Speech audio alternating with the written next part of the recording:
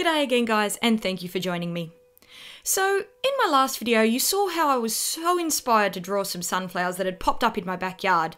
Those bright yellows against that brilliant blue sky had me inspired to get something down on paper right there and then. And I liked the result of that sketch so much that I knew that my next full piece would have to involve these flowers too. I set up some still life arrangements using all kinds of lighting and poses, but of course I had to go back to my black glass table and some fairy lights. I think at this point that table has well and truly earned its keep, and I think that I've made enough pieces using it that at this point they're pretty much just going to be the Black Table series, and I'm pretty sure there's going to be quite a few more before I get tired of drawing the effects I see in the surface of this table. On a last minute whim, I used one of my daughter's formal dresses as a backdrop for these photos, which had a much more tealy green-blue colour than the warm blue sky that I was originally inspired by. But I loved the way that those colours worked together, so I decided to use my Prismacolor pencils to create a gradient of greens and peacock blues and indigos as my background. These blues proved to be a little bit challenging to handle. The colours were so strong and they were being very easily smudged by my hand or accidentally moved by the thinners I was using to blend. And I must admit I was having quite a bit of trouble keeping the area for my bright yellow flowers clean. Now in this case I really desperately needed to keep those colours separate, since any blue would tint my flowers to a very undesirable green if I accidentally got some underneath the yellow. So I kept a piece of wax paper under my hand and I washed my hands pretty regularly to keep that smudging to a minimum. I also only coloured the background to about 80% coverage before I started on the flowers. This allowed me to keep a little bit of a white border around my yellow petals, which I intended to colour in at the very end of the piece.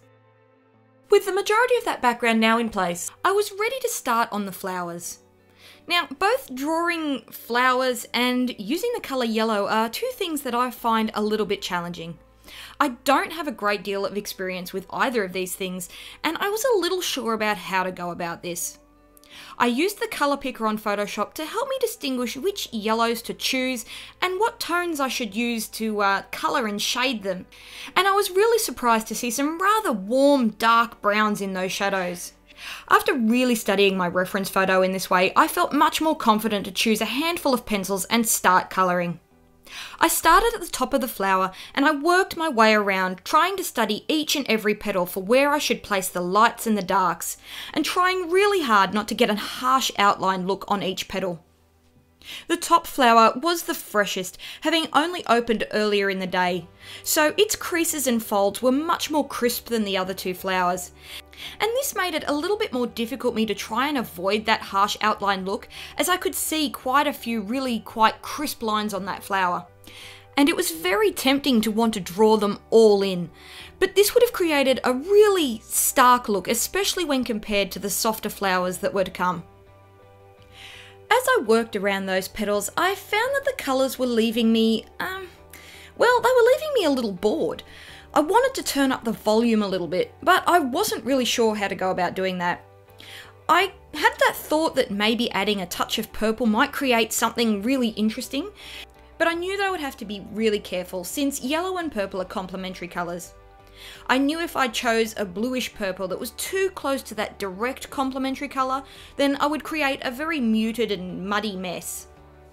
So I experimented with some more reddish purples on a scrap piece of paper, and I decided I really liked the combination of the cadmium yellows with the magenta pencil. So from this point I added just a little touch of magenta for each petal as I worked. Now, of course, there's nothing even close to a magenta in my reference photo, but I don't have to be a slave to that photo, and in this case, adding a colour that simply wasn't in my photo really turned up the whole image and made everything much more dynamic. Sometimes taking those big leaps can make a huge difference. Feeling much more confident, I moved on to the second flower. Now, for my $5 patrons, I do have the full real-time video of this flower coming together if you'd like to watch over my shoulder and hear my rambling thoughts as I work on this. I coloured this flower in much the same manner as the first, which was much easier now that I had a bit of the flow of what I needed to do. I was going pretty well until I got to the centre of the flower, which was slightly more complicated than the first, since the centre of that second flower had started to open. I worked on this centre by using my green gold polychromos pencil to press pretty hard and scribe in that geometric pattern in the centre of the flower. Then I used my walnut pencil to add in the darker lines around that pattern. And this actually worked really well once I blended out that centre with some thinners. With that core in place, I built up that fluffier outer ring around the centre by adding in some random yellow and brown textures. While drawing the centre of these flowers, I was really concentrating on getting the textures right, rather than trying to get in every tiny detail. The centre of these flowers have some very complicated little details, and I could of course take the time to painstakingly draw every tiny little detail, but I'm not trying to create a hyper-realistic drawing here. Don't get me wrong, I love looking at some of those hyper-realistic works, and I admire the dedication it would take to create images like that. It's just not what I'm trying to achieve here. I'm desperately trying not to sound too artsy-fartsy here, but in this piece I wanted to capture how these sunflowers made me feel when I saw them. Brilliant yellows and bright blues and these huge flowers that stand well above my head. Flowers that I've watched grow and bloom and that are signalling the start of spring in my garden. But also flowers that don't last very long. They start to fade and wilt from the moment that they open. When I cut these flowers to take the photos, I noticed that just a little bit of rain from the night before had already damaged many of the first blooms. So there's a little bit of a sense of rush to capture these flowers before they are gone until next year. I didn't need to capture every single tiny detail to capture that feeling, just getting that texture was enough. With those first flowers in place, I moved on to drawing the leaves. Now, this proved to be a little bit tricky since the leaves were all bunched up and facing all manner of directions. I did find it a little bit tricky to keep all of those shapes right in my mind. Once again, every part of me really wanted to fall back and draw some really cartoonish leaf shapes. But with many of these leaves falling away or towards the viewer, I found it a little bit difficult to keep that perspective in mind. Instead of trying to get those shapes right, I tried to concentrate on getting the lights and the darks in place in the hopes that the shapes would kind of find themselves in the process. And I must say that I do think that this was a reasonably successful approach, and those leaves ended up working really well as a frame for those bright flowers.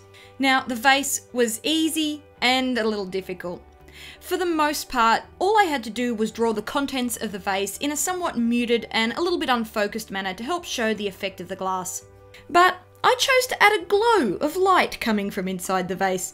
At first, this seemed like an absolutely ridiculous idea, and I really second-guessed my choice to add that lighting. I mean, why should the vase be glowing? It makes no sense.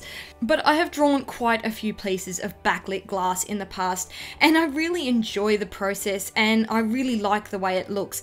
So I decided to add it in here too.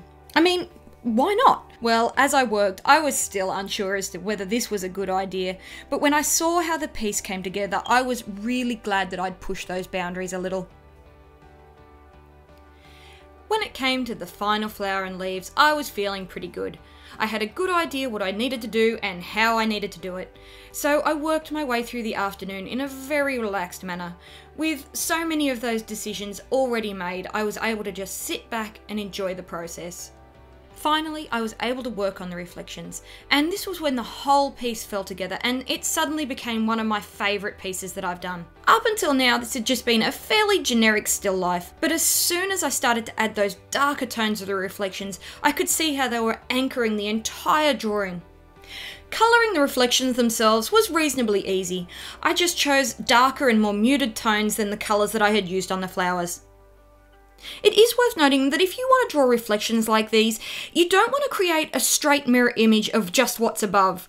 If you take the time to really look at the shapes, you will see that there are some places that look very similar, but they're not an exact copy of what's above. The reflections are actually showing that object from a slightly different angle and displaying much more of the underside of the object than you can see from straight on. I really enjoy drawing reflections like these, so this section of the piece was really fun for me. I added some darker shadows where those petals were actually touching the glass, and this area was complete. With everything now in place, it was time for those final details. I polished up the edges of the petals and I added a few touches of brush and pencil touch-up texture and titanium white mix, just for a few tiny highlights on that glass. Then I spent some time finishing off that background with a couple of extra layers of colour and using a nice sharp pencil to close that background in where I'd left that space around the flowers. Now that I had enough yellow pigment down on the page, I knew that I would be able to lift off any accidental smudges of blue back off with my thinners. And you may see my head popping in and out of shot as I worked in close on those tiny corners of the petals. With all of these final touches into place, this piece was finally complete. So here's the final piece. Something that started from a few seeds thrown from my cockatoo's cage to a patch of sunflowers that stood taller than myself, which became a simple sketch that inspired me to create a whole piece. This one's easily going down as one of my favourites so far. I am so glad I challenged myself to do something different. I would like to take a moment to thank my patrons. Your support helps me create better and more polished videos like this, and I really can't thank you guys enough. I hope you've enjoyed this. Please leave me a like or a comment to tell me what you think, and if you'd like to see some more of my work, why not hit that subscribe button. Thanks for watching, guys.